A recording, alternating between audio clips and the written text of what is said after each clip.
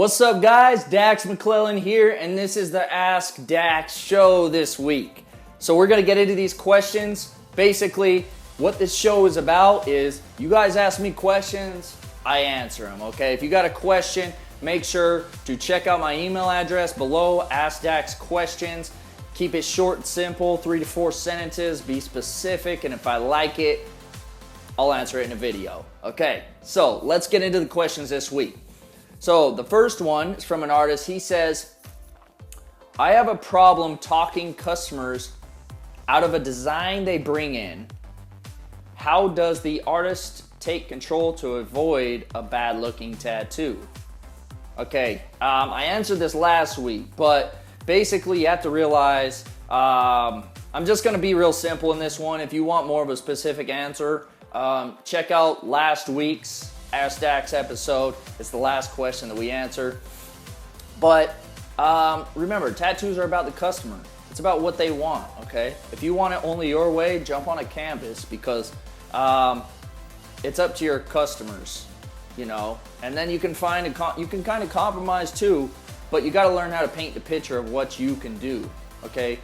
Customers usually can't see how amazing a tattoo would look on them in your style unless you're really good at painting that picture to them so that they can see it, if that makes sense. So learn how to paint the picture of what you want to do for that customer. And you have to realize trust isn't built right off the bat, okay? Sometimes it takes time to build trust with something permanent on somebody's skin. So if you haven't tattooed this person, you have to realize maybe a little bit more trust needs to be built. Maybe you need to give it to them for free so that they can trust that you have a style and that they're gonna like it. That's another option you have.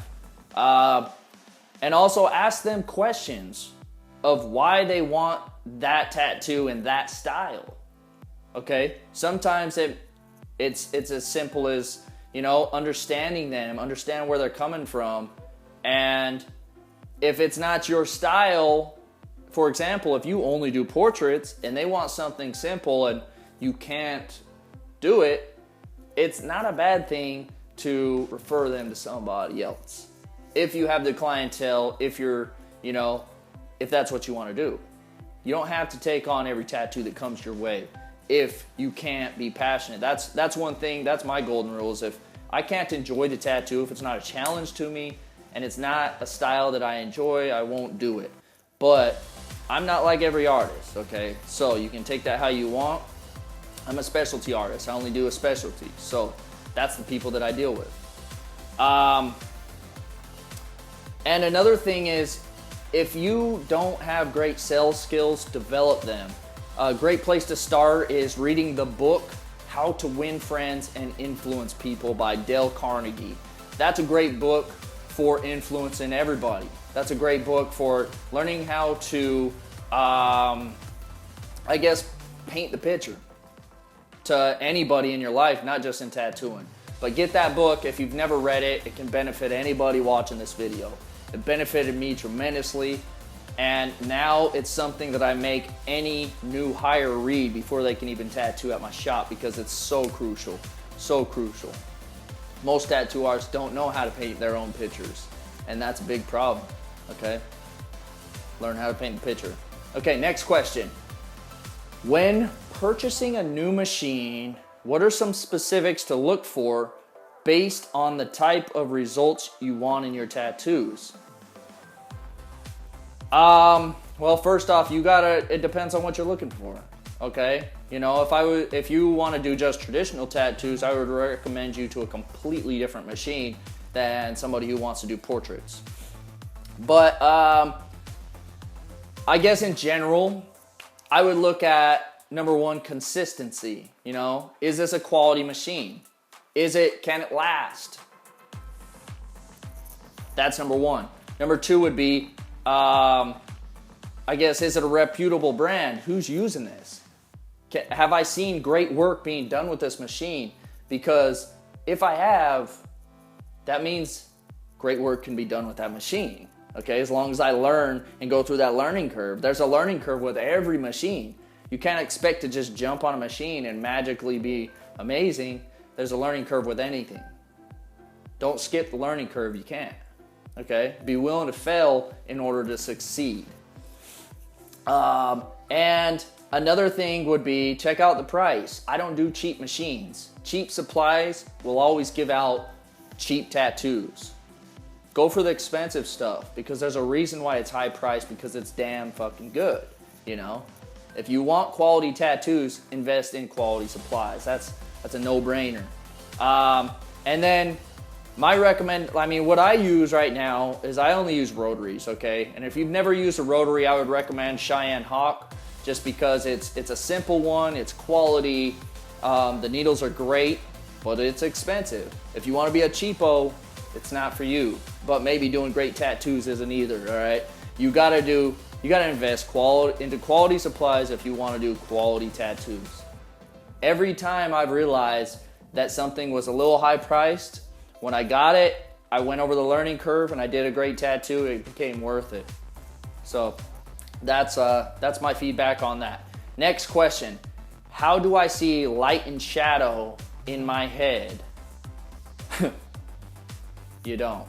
You see light and shadow in your reference material, okay? If you don't have great reference, chances are the tattoo isn't gonna come out the best, okay?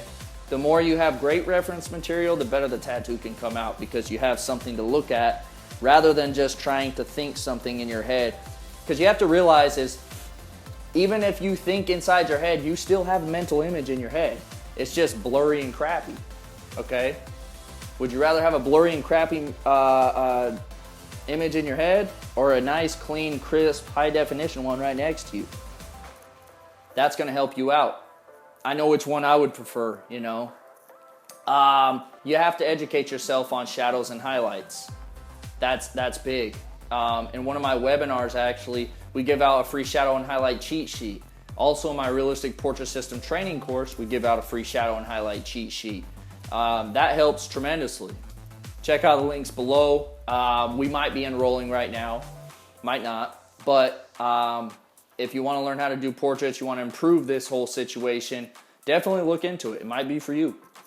So yeah, invest in your knowledge. Start drawing more. This shouldn't be something you learn on skin. That's important.